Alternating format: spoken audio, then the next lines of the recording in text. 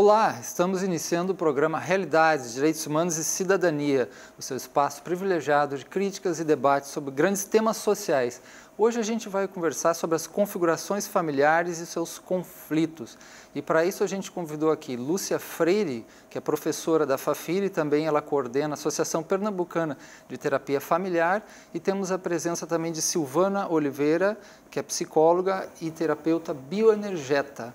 Sejam bem-vindas para a gente conversar sobre esse tema, né?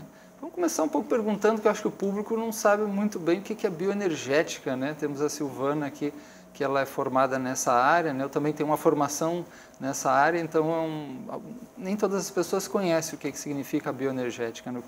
Como é que a gente pode definir isso?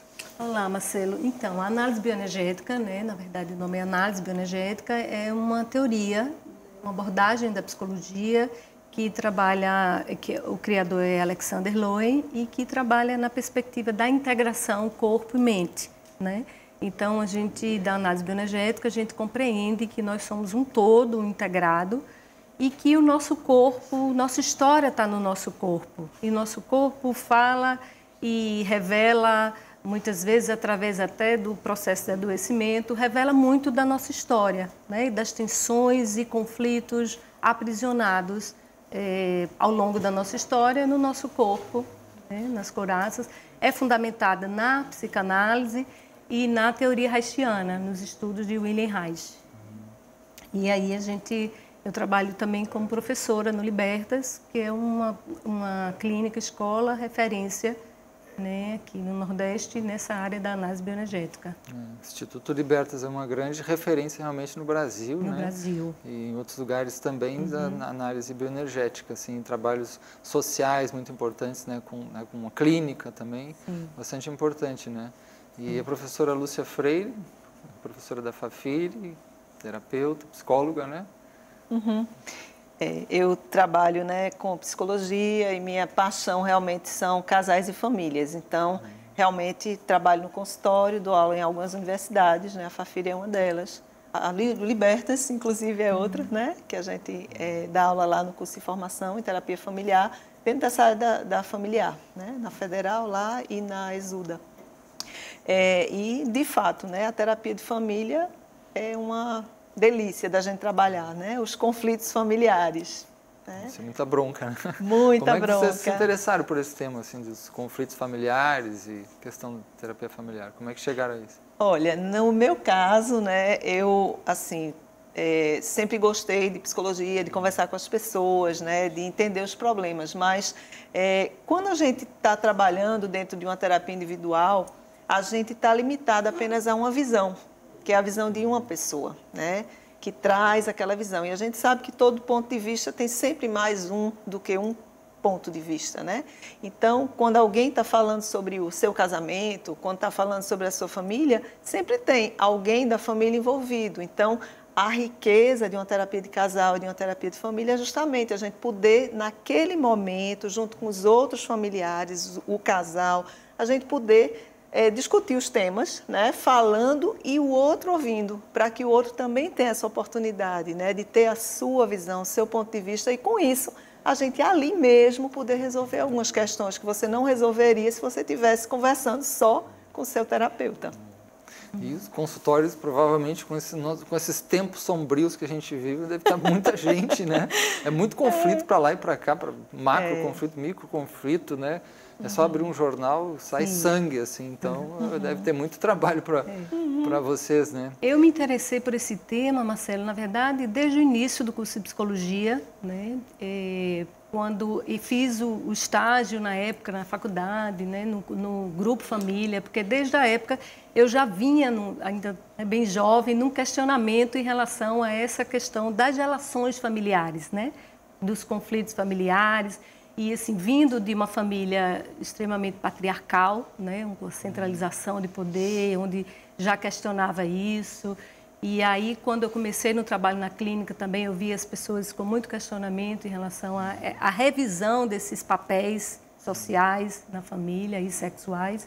E aí eu passei a me interessar cada vez mais, né, investir em formação, e trabalhar E com essa falando temática. nisso, assim, como é que vocês veem a mudança nos últimos tempos? Esse tempo pode ser assim o século XX, pode ser, né, a revolução sexual dos anos 60, 70, as mudanças nas configurações familiares, né, até hoje, assim, um pouco uma visão de mudanças significativas que vocês percebem, e essas pessoas agora, esses casais, essas agregações, né, familiares, chegam, né, com seus problemas, assim, ou com as suas conquistas também. Como é que vocês veem isso?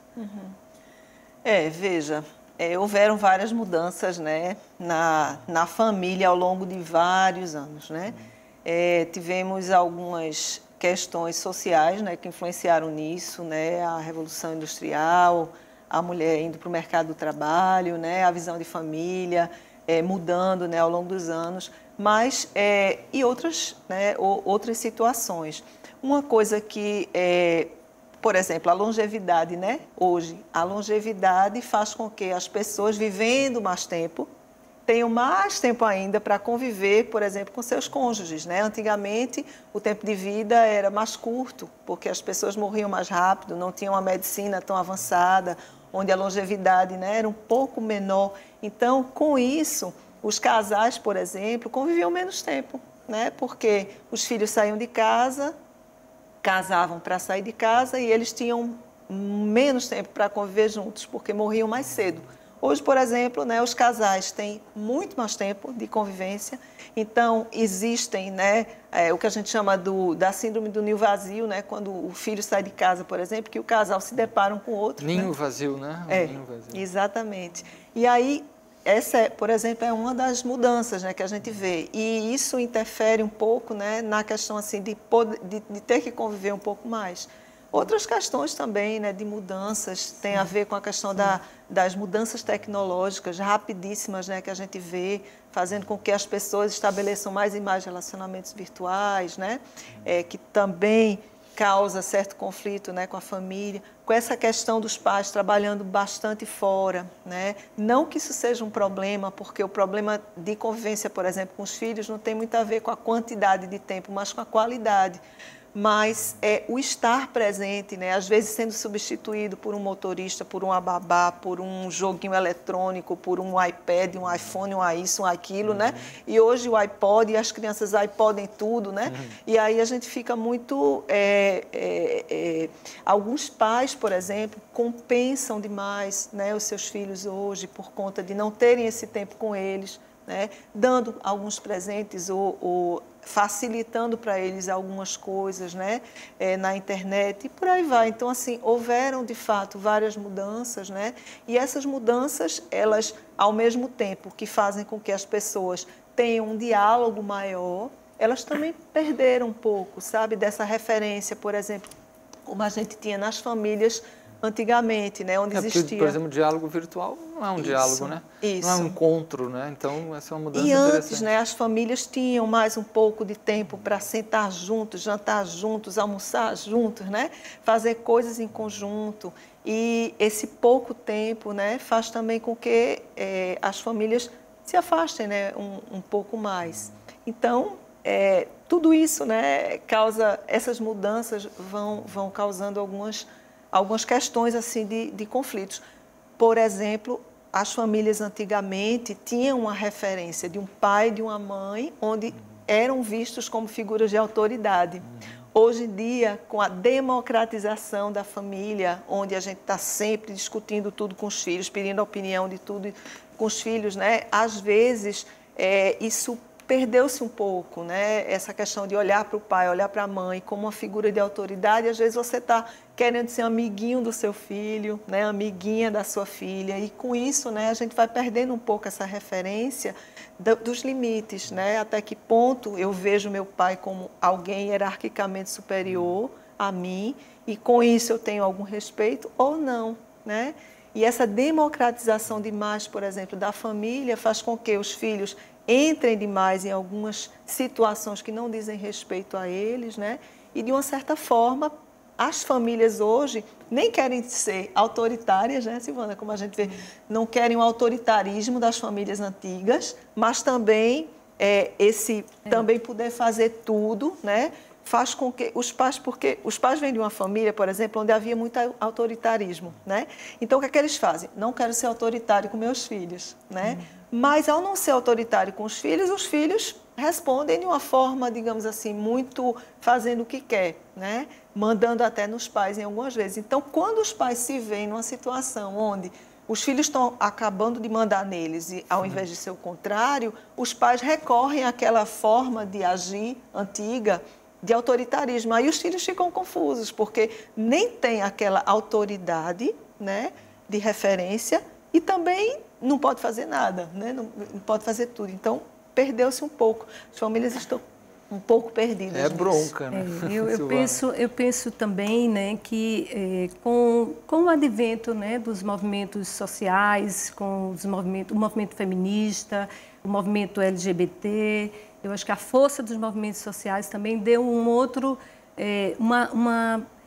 forçada de barra nas relações, na revisão das relações de poder no seio familiar, né, onde as pessoas tiveram a oportunidade de rever o seu lugar na família, né? De reencontrar o seu lugar, onde todos têm um lugar. E esse lugar, eu acho que foi revisto junto a várias questões, como esses movimentos, como a questão dos direitos da criança e do adolescente, né? A criança ter um lugar dentro da família, onde a gente saiu de um patriarcado e aí, de fato, eu acho que a gente passou para um outro lado, para olhar para essa criança e para esse adolescente como sujeito de direitos, mas muitas vezes, talvez, perdido nesse lugar de referência de autoridade, né? Então, saiu de um patriarcado, talvez para um filiarcado, e aí talvez a gente esteja muito nessa busca do caminho do meio, né? Que é a redemocratização do espaço, né? do espaço familiar, do seio familiar, onde todos têm um lugar, onde todos tenham sua identidade, sua singularidade respeitada e honrada no seio familiar. E das novas configurações familiares, essas mudanças aí nos últimos tempos, o que chama a atenção de vocês? Quais são essas formas que têm aparecido para vocês também, né? Essas novas configurações? E depois a gente pode falar um pouco dos conflitos que permeiam essas novas diferenças, encontros, né? Diferenças que estão em jogo. É engraçado, né? Porque quando a gente fala em novas configurações, parece que ela nunca existiu antes. E elas sempre existiram, né? Mas algumas delas, elas eram, digamos assim, mais camufladas, mais enrustidas, né? Porque, por exemplo, a nova configuração familiar, famílias homoafetivas, sempre existiu, né?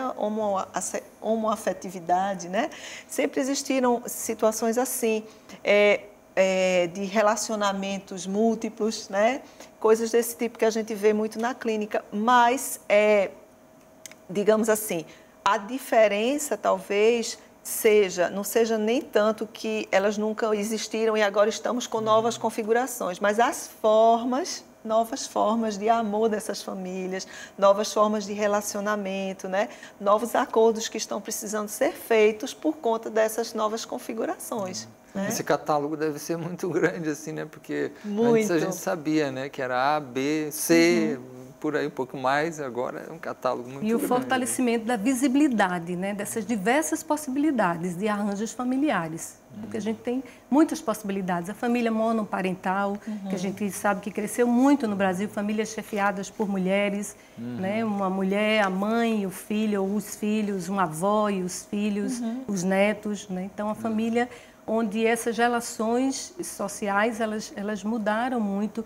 Famílias homoparentais, como a Lúcia, né, trouxe. Então, muitas possibilidades. Eu lembro de netos criados por avós. Por avós, né? Às vezes, eu lembro que agora de uma pessoa, né, de uma cliente, onde ela traz, a família dela é ela e o cachorrinho dela. E foi todo um trabalho, um processo de elaboração. Esse cachorrinho veio a falecer e todo um processo muito doloroso de luto que precisou ser trabalhado. É uma outra configuração, uma outra mulher, um cachorro, uma pessoa e um cachorro, né? Para ela, o cachorrinho dela era o filho dela. Então, foi trabalhado todo esse luto. Não, existe psicólogo para cachorro, né? Não sei se no Brasil já chegou isso, mas eu sei que em alguns países a gente sabe que tem psicólogo para cachorro, que é uma coisa estranha, mas, enfim, a que ponto chegou essas configurações e é um tipo de solidão, né? Porque daqui a pouco quem eu posso confiar é meu cachorro, porque é engraçado que o cachorro também não reclama muito, a gente pode ir chateado com ele, depois logo em seguida ele já está contente. É um pouco substitui o ser humano que é cheio de... Ô Marcelo, e também com a questão da tecnologia, vem aí, né, as famílias de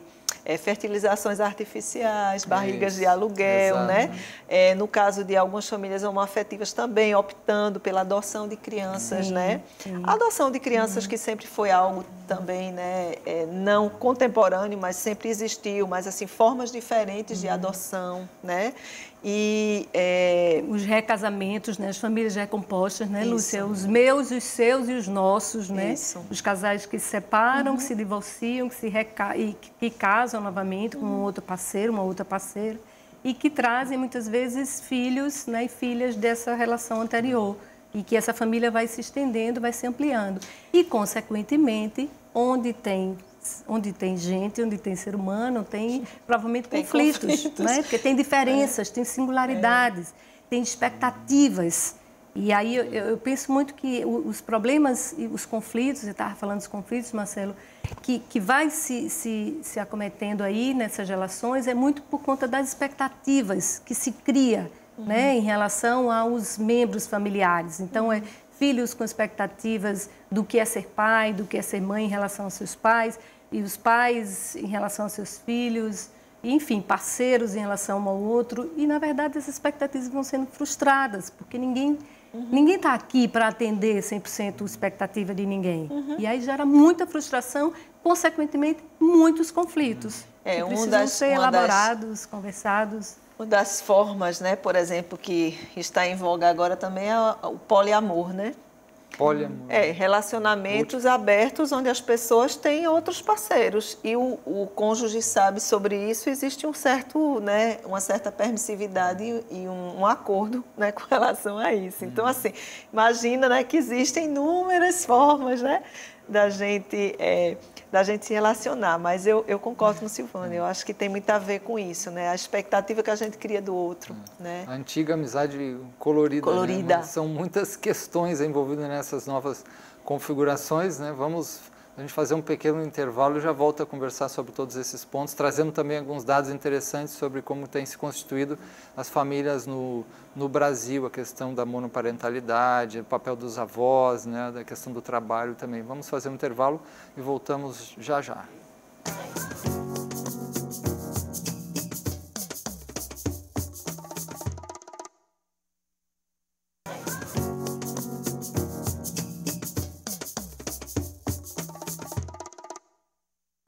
Estamos de volta com o programa Realidades, conversando hoje sobre configurações familiares e seus conflitos, né, com a presença aqui da Lúcia Freire, que é professora da Fafiri e também coordena a Associação Pernambucana de Terapia Familiar, e a Silvana Oliveira, que é psicóloga e bioenergeta.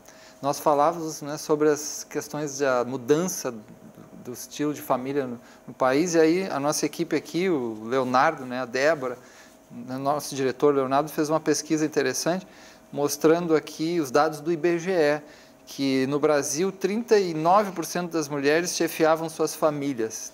Em 2010, 39% chefiavam suas famílias e 41% contribuíam para a renda. E 42% dos 57 milhões de lares entrevistados, a mulher vive com os filhos sem companheiro e sem marido. Veja, 42% dos lares, né? Qual é o impacto disso? O que vocês, olhando para isso, o que vocês me dizem? É assim, é bom, é ruim, é uma situação complexa. É bem complexa, né? E eu acho que traz, ao mesmo tempo que traz, né, a mulher ela conquistou, né, nos últimos anos, nas últimas décadas, muito, né? Conquistou o mercado de trabalho, conquistou um lugar, né? Mas, assim, ela tem ficado muito sobrecarregada e muitas vezes, né, com muitos papéis, acumulando muitos papéis. E nessa configuração monoparental, ela também, assim, muitas vezes até não só na monoparental, até num casamento dentro, né, de um padrão nuclear, e ela estando muitas vezes até com o parceiro em casa, com o marido, muitas vezes ela tem com a responsabilidade maior de provedora da família, né? E isso vai trazendo um acúmulo de papéis e de responsabilidade que vai gerando conflitos nesse lugar dela enquanto mulher, enquanto parceira, na relação com seu parceiro e com seus filhos, consequentemente. E eu penso também que a consequência, né, para o parceiro, no caso, né, principalmente a gente que vem de uma cultura machista ainda, né, onde o homem se vê como o responsável, né, Silvana, por ser o provedor. Então, muitas vezes, essa situação da mulher trabalhar fora, né, incomoda o parceiro, né? Não no sentido necessariamente de trabalhar fora, até porque muitos dos homens, né, gostam e precisam, né, dessa renda extra, né, dessa ajuda e tudo. E às vezes não é nem renda extra, precisa da renda, né, para fazer com que isso aconteça, mas muitos parceiros, às vezes, se incomodam, por exemplo, se a mulher é bem-sucedida, se a mulher ganha mais, né, se a mulher trabalha mais ou tem horários de trabalho, né, que façam com que ela não esteja presente em casa, porque é isso que Silvana falou. De repente, né, não é que a mulher só trabalhe, ela trabalha, mas ela ainda tem dentro dela também aquele sentimento de responsabilidade, onde ela precisa também dar conta do filho, do marido, da casa, da escola, da profissão, da saúde dela, enfim, de todo, né, de tudo isso que ela precisa fazer além de trabalhar, né?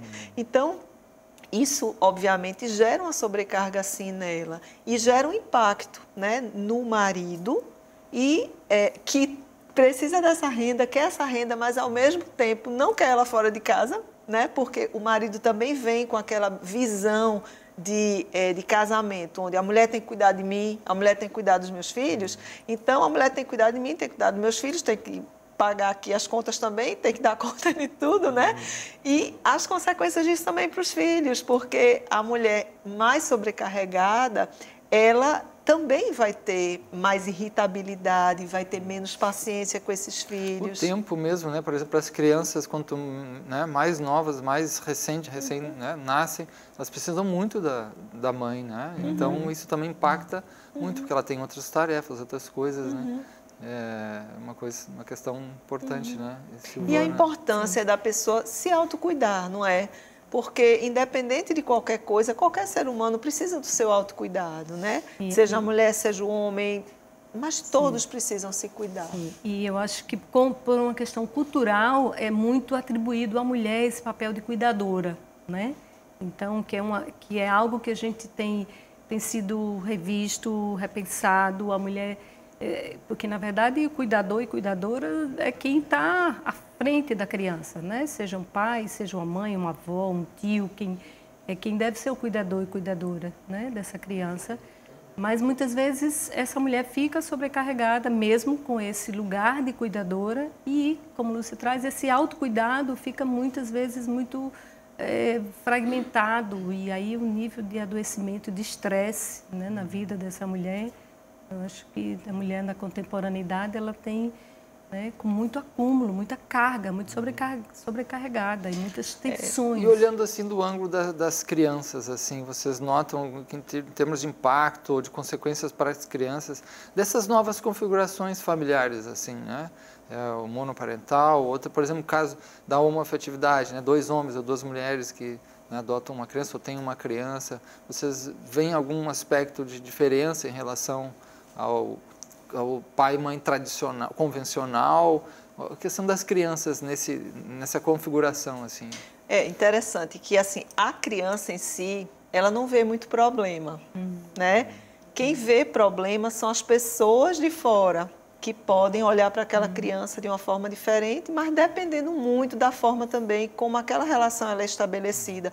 Porque em qualquer relação, mesmo a relação heterossexual, o que a gente fala hoje em dia não é mais o homem ou a mulher, mas é a função paterna e a função materna. Sim. Que em algumas situações, por exemplo, eu tenho alguns casais que eu trabalho onde o homem, digamos assim, se fosse falar do estereótipo, ele é a mulher. da casa, porque é ele que toma conta dos filhos, é ele que, né, leva os meninos para a escola, é ele que faz as coisas enquanto que a mulher trabalha. Então, a função materna e a função paterna. E isso existe tanto numa relação heterossexual como numa relação homossexual, né? São funções que elas não se diluem, apesar da diluição dos papéis sexuais, né? De homem e mulher, são funções que estão até no arquétipo, na psicologia dos seres humanos, né? Então, todos nós, de alguma forma, temos um pouco essas duas funções dentro da gente impressas, né? A criança, ela quer, né? Ela quer o amor e limites, né? O que a criança precisa na família, seja qual for a configuração familiar, é ser amada e, ao mesmo tempo, e que também faz parte do amor, dar limites. E esses limites podem vir de duas mães, podem vir de dois pais, né? Então, para a criança, não faz, como você está dizendo, muita diferença. Ela quer ser cuidada, ser amada, né? E também ter uma continência no que ela pode, no que ela não pode.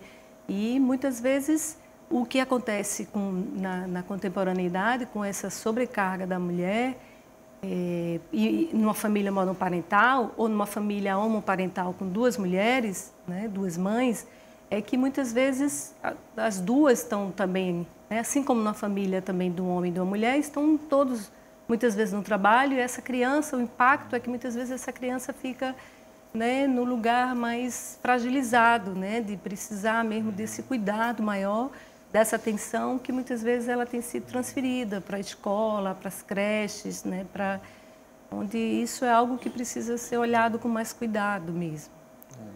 E a questão dos conflitos conjugais, né, experiências que vocês têm, assim, o que tem aparecido mais no nível dos conflitos conjugais, a violência, né? Hoje tem a questão, né, são várias frentes até dos direitos humanos, por exemplo, a questão, né, de lidar com a violência contra a mulher, a violência doméstica, né?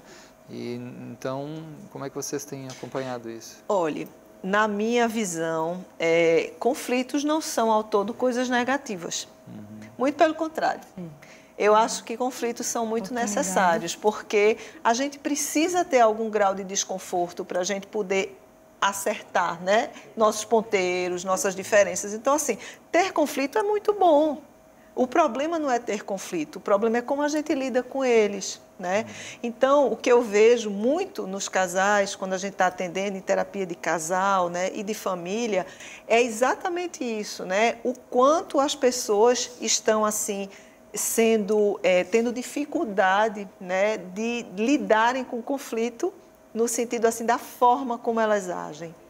Então, assim, ter conflito é algo positivo desde que você saiba o que é que lhe incomoda, né? E que você consiga falar sobre o seu ponto de vista do seu incômodo. O que acontece muito, e é engraçado quando a gente trabalha com terapia de casal, né, que a gente pergunta, e aí, o que é que trouxe vocês aqui, em que é que a gente pode ajudar? A maioria das pessoas dizem que vieram por conta de problemas de comunicação. Aí você vai abrir esse leque, vai ver, né, que comunicação pode ser tudo, né? Mas o que eu vejo muito, sabe, Marcela, é assim, eu espero do outro alguma coisa que eu mesmo não faço, né? Ou eu crio uma fantasia para o outro ser aquilo que eu quero que ele seja, mas eu não olho para o outro como ele é. E eu acho que isso gera muito conflito nas pessoas, sabe? Porque se todos os casais, e eu digo isso muito para os casais, olha, eu amo trabalhar com casais e famílias por isso, porque eu acho incrível, assim, como é um laboratório de vida, sabe? Ter uma família, ser uma família, ser um casal. É o maior laboratório de vida que a gente tem, porque o relacionamento conjugal é o mais difícil de todos, na minha opinião. Quando a gente trabalha com casais e famílias e terapia individual, eu acho que a terapia de casal é a mais difícil da gente fazer, né? Mas, ao mesmo tempo, é o relacionamento mais rico que a gente tem na vida. Porque se a gente conseguisse entender que aquela pessoa que está comigo, que eu escolhi, é a pessoa que me ama, né? E que eu escolhi porque eu amo, eu vou entender que aquilo que a pessoa está me dizendo, que é o meu defeito, ou que está incomodando ela, é algo que eu preciso olhar em mim para eu melhorar. Se a gente conseguisse ouvir o que o outro está dizendo, sabe? Como algo que o outro está dizendo porque me ama, o outro está dizendo porque quer o meu bem, e eu preciso olhar para mim, eu acho que a gente resolveria muitos conflitos, porque o que acontece é que você, quando escuta algo que você não gosta, você entra na defensiva e aí você ataca. E você perde uma excelente oportunidade. É um modelo bem comum, né, de reação na comunicação. Né? A gente tem lá na Universidade Federal de Pernambuco, tem dado cursos, assim, 2, 3, 4 por ano, né? Eu sou um dos professores da comunicação não violenta, que é um método muito interessante de mapear o que as pessoas estão falando por trás do que elas falam, as emoções que estão ali, as necessidades, os sentimentos que tem, que às vezes estão escondidos, né? Isso se chama o método da comunicação não violenta. Quem quiser só lá na universidade procurar o mestrado em Direitos Humanos, né? Ou também o Grupo de Cultura de Paz, que estamos dando cursos sobre esse ponto. É uma questão muito grave, os conflitos de comunicação, realmente, né? E aí também uma série de outros conflitos, né, que circulam ali também, questões até econômicas, né, questões do que acontece no ambiente externo que afeta, questões sistêmicas, né? Eu sei que vocês têm uma perspectiva sistêmica também da família, né, daquilo que acontece nos antepassados, no sistema familiar, interfere sobre os relacionamentos, sobre o futuro. O que a gente tem que tirar, Marcelo, o foco do outro, né? A gente foca muito no outro e culpa o outro e espera do outro. A gente tem que olhar para a gente, quando alguém, isso de um modo geral. E olhar para o outro com o que ele pode ser e com o que ele pode dar. Isso. Né? Porque eu acho que aí eu reforço o que eu falava anteriormente, a questão das expectativas, né? Porque aí tem expectativas que passam muito por questões culturais, de gênero também, né?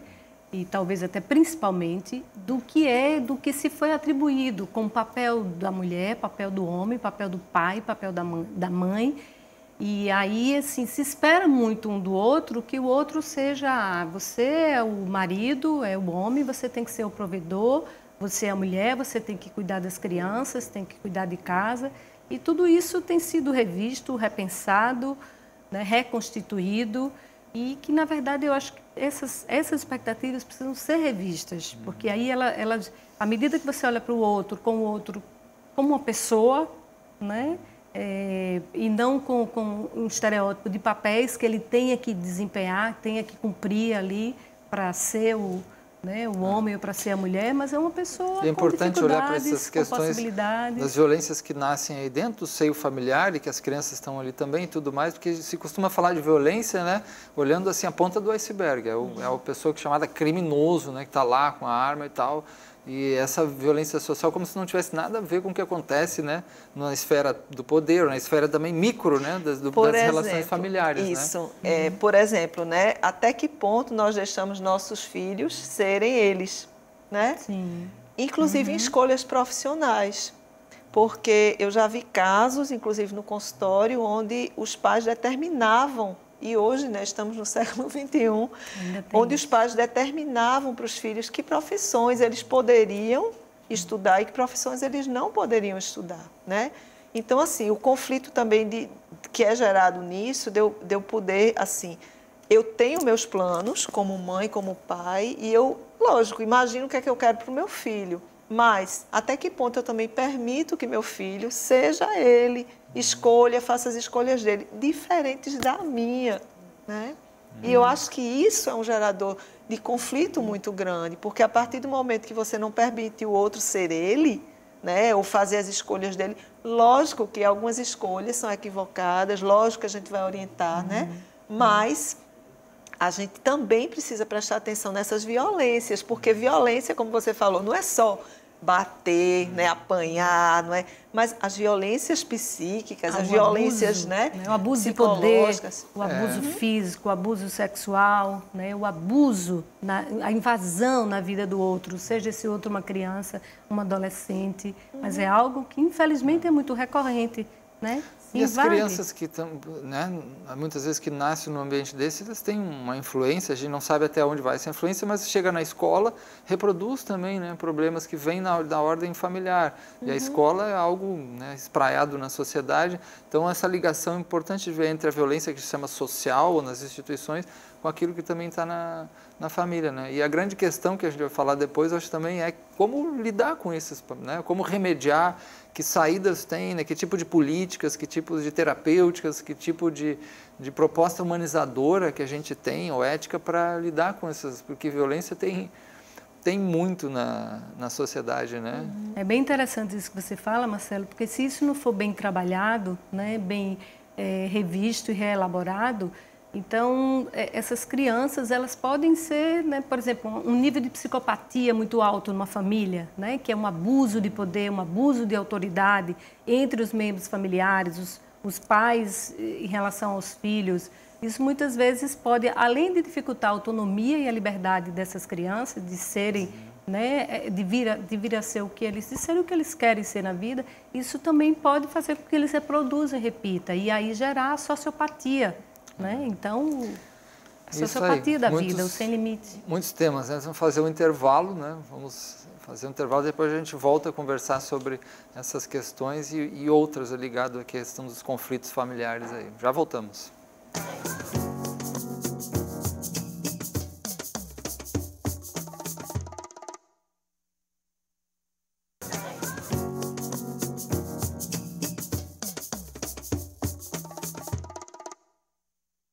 Estamos de volta com Realidades, conversando hoje sobre as configurações familiares e os seus conflitos. Eu gostaria de iniciar esse bloco trazendo aqui para o nosso telespectador algumas indicações que foram trazidas pelas nossas convidadas, né, sobre filmes, e também tem algum livro, mas principalmente são vários filmes para tratar desse tema, principalmente dos conflitos e um pouco das configurações. Então, um deles se chama A Guerra dos Roses, A Guerra dos Roses. O outro é um filme também há bastante tempo, né? Kramer, acho que é da década de 70, né? Kramer versus Kramer. Kramer versus Kramer. O outro se chama Simplesmente Complicado. Simplesmente Complicado. E temos ainda outra sugestão que é A Pequena Miss Sunshine. A Pequena Miss Sunshine. E Lado a Lado. Lado a Lado. A nossa convidada aqui, a Lúcia Freire, vai comentar um pouquinho alguns desses filmes aí. O que você nos diz sobre isso? Veja, A Guerra dos Roses é a história de um casal, né, que se apaixona e aí é todo como é que acontece com o casal até ele chegar na separação de uma forma bem autodestrutiva, né? Então, é uma história de uma autodestruição de um casal. Esse eu não vou ver, não. Mas é muito interessante, né? Deve ser interessante. O Simplesmente Complicado é uma forma, é uma comédia, né, com o tema do divórcio, mas que aborda muito interessante a questão assim do divórcio sob os diversos ângulos, do casal, né, que já está divorciado há muito tempo, que é a Meryl Streep e o Alec Baldwin, e os filhos, né, a consequência disso para eles. Mas o interessante é que eles, depois de 10 anos separados, eles voltam a se reencontrar numa situação de um filho e eles começam a ter um caso, né, extraconjugal. Então, o ex e a ex começam a ter um caso, né? Esse é o Simplesmente Complicado. É muito legal. E o Kramer versus Kramer, eu acho que ele aborda muito aquela questão assim, da disputa dos pais na questão do divórcio, que é uma coisa muito comum, inclusive que a gente vê, né, nos consultórios e vê no dia a dia, que é um pai ou uma mãe falar mal do outro para o filho, né? E tem um final razoável esse, né? No Kramer, né? Tem um final razoável. E o lado a lado... foi acontecido no filme, todo esse é um final interessante.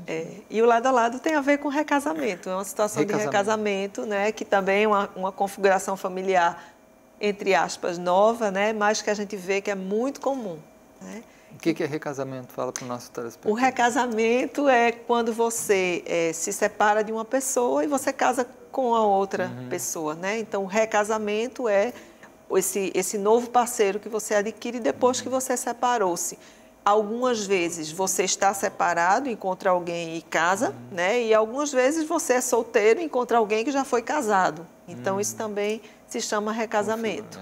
Esse, o Lado a Lado, trabalha esse o filme Lado a Lado. Agora a gente tem outros dois que falam um pouquinho mais da questão das novas configurações, né? Que a Silvana trouxe, que é o Billy Elliot e Tomboy. Tomboy. Fala um pouquinho, Silvana, sobre o Billy Elliot. O Tomboy, Marcelo, o Tomboy, inclusive, ele traz bem essa questão das novas, das questões de gênero, né? Passa numa família, a família monoparental, essa criança... Uma menina, que ela nasce menina, mas ela não se sente menina, então todos os conflitos, ela e a mãe, com todas as expectativas de ser menina e a mãe, né, querendo que ela tenha um cabelo grande, que use todos os artefatos, os artifícios de ser menina.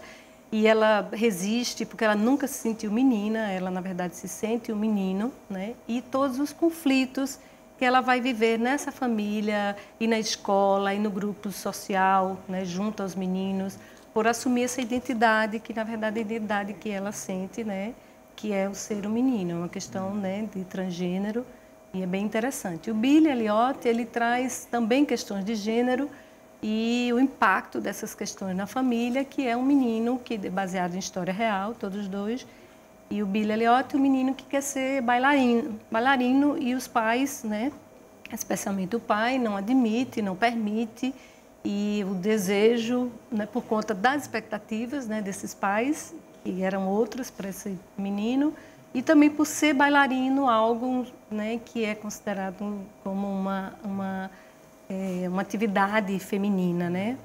E aí mas ele assumindo e ele vivendo e ele lutando por isso. O sonho dele era ser bailarino. E o filme retrata isso de uma forma muito bonita, muita luta e muitos os conflitos que isso gera no âmbito familiar. E para quem tem amor aos livros, né, temos 2 livros aqui indicados, seriam muita coisa, mas um deles a nossa convidada indicou, que é As 5 Linguagens do Amor, não é isso? Do Gary Chapman. Gary Chapman, As 5 Linguagens do Amor. Fala um pouquinho. Isso, é interessante, né? O autor identifica que cada pessoa tem a sua linguagem primária de amar, digamos assim. Como a gente, por exemplo, no Brasil tem a língua portuguesa e você aprende uma segunda língua inglesa ou espanhol. Então, cada um tem a sua linguagem. E, geralmente, a gente casa com alguém que tem uma outra linguagem, né? Então, o que é que a gente precisa fazer? Identificar, né, qual é a sua, né?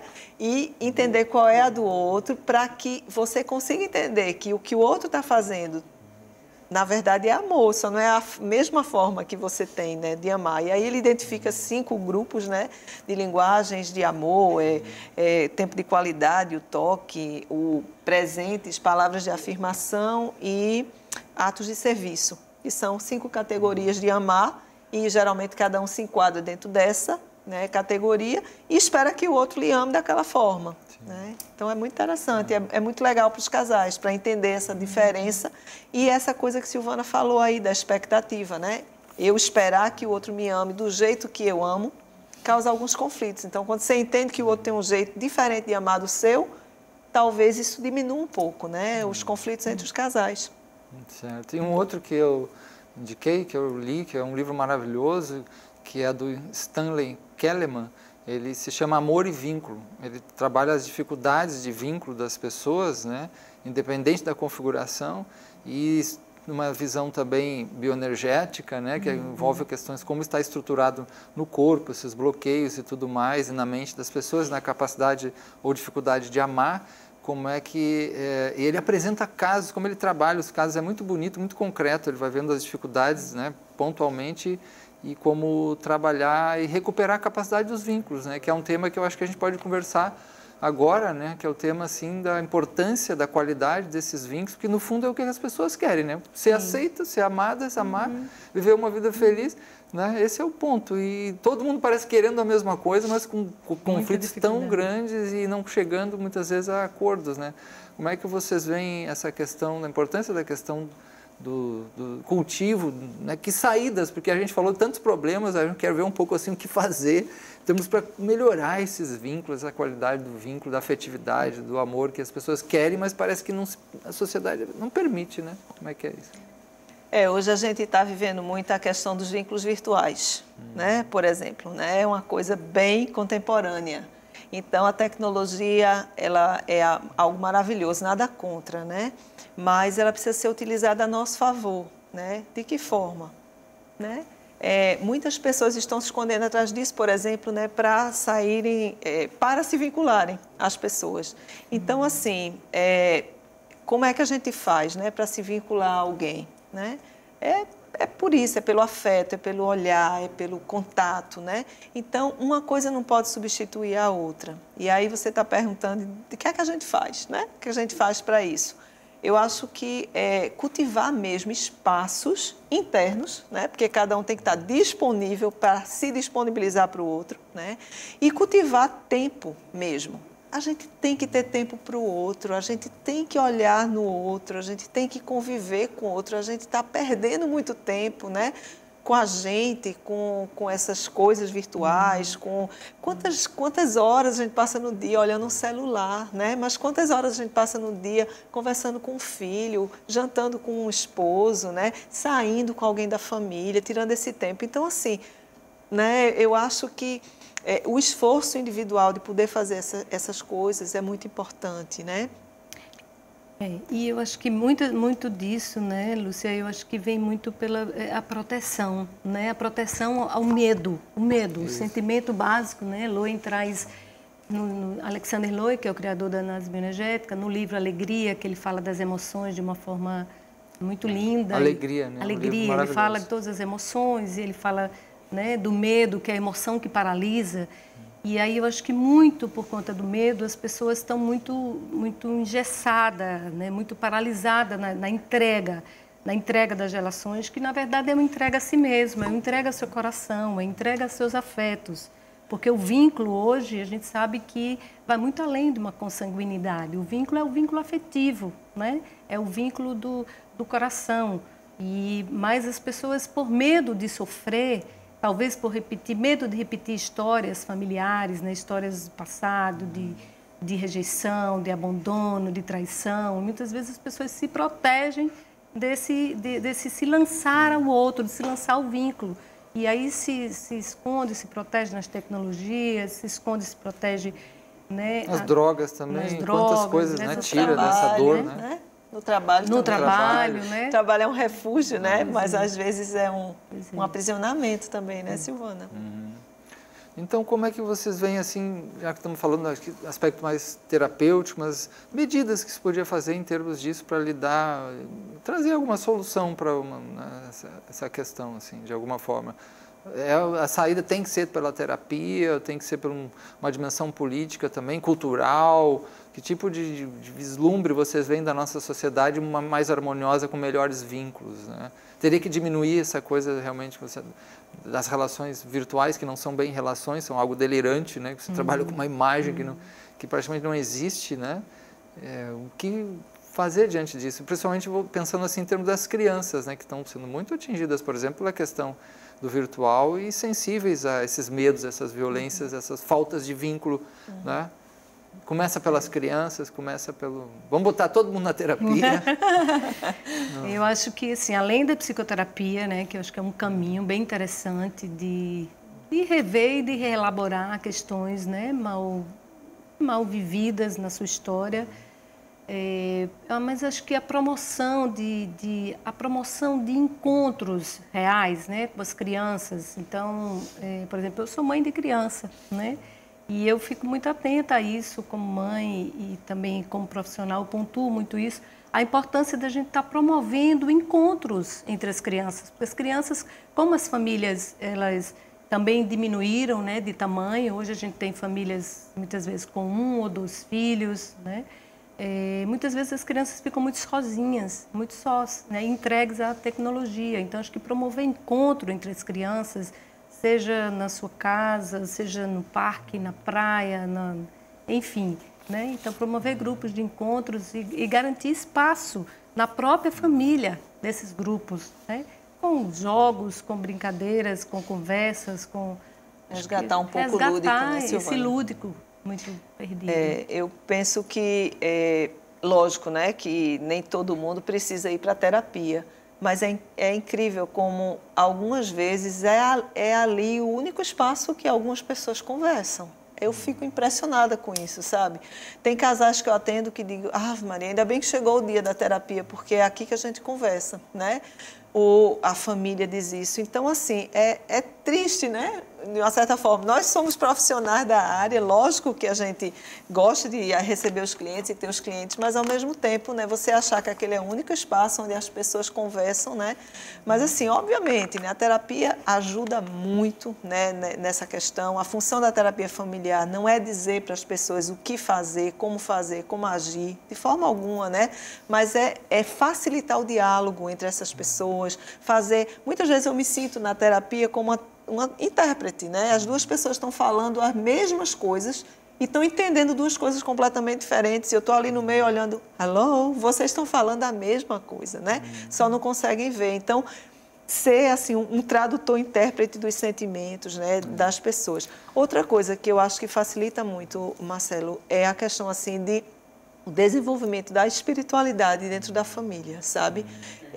E aí eu não estou falando de religião, Sim. mas alguma prática onde exista um sentido maior para a vida do que simplesmente o que a gente tem, o que a gente faz, o que a gente age, o que a gente compra, o que a gente trabalha, o que a gente estuda, sabe?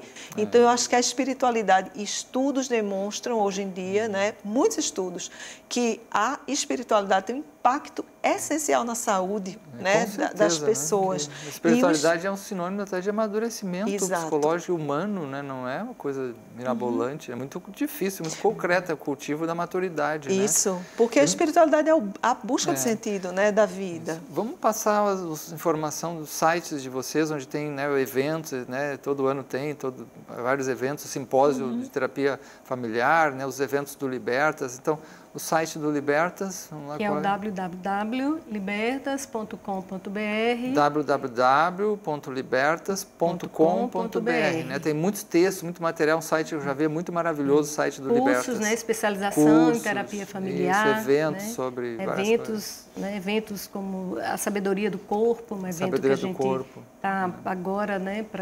Agora pouco para organizar, para realizar. Ótimo. Onde teremos vários trabalhos e oficinas dentro dessas configurações familiares. E do seu? Da APTF, é a Associação Pernambucana de Terapia Familiar, é o www.aptf.com. É só .com, sem BR, né? .com. Temos o .com, que é o blog, e o .com.br, que é o site, né? Tá. E temos também um Facebook, né, também com o mesmo nome da associação. APTF. Nós também, é uma associação de terapeutas de família, né, mas qualquer pessoa pode se associar e temos, né, sediamos eventos, fazemos eventos, palestras, temos aí a informação, né, do site, do telefone para contato e vez por outra sediamos sim alguns eventos, como iremos ter né, simpósio, em breve, né? um simpósio que é o 16º Simpósio de Terapia de Família, que acontecerá aqui no Recife, né? Certo. Esse mês de março. Então, todo mundo está convidado, né, a participar desse e de outros que teremos, né? Que não teremos só esse. A associação está aí para isso, né? Para promover isso e estamos sempre atualizando nesse site essas informações. Certo. Algum fechamento que vocês gostariam de colocar? Alguma mensagem final? Temos o quê? 1 minuto, meio minuto, né? Meio minuto. Tá bom. Eu gostaria de que as pessoas pensassem, né, na utilidade dos conflitos, né? De ver que conflitos são úteis, né? E que conflitos não são sinônimos de desarmonias, né? As pessoas podem ter suas diferenças sem serem antagônicos. Eles podem ter complementariedades nessas diferenças e que a gente possa pensar em conflito dessa forma. Certo, muito bom. Então agradecemos aqui as nossas convidadas, né? A Lúcia Freire, que é coordenadora, né, da Associação Pernambucana de Terapia Familiar, e também a Silvana Oliveira, que é psicóloga da análise bioenergética. Obrigado, as duas, e até a próxima.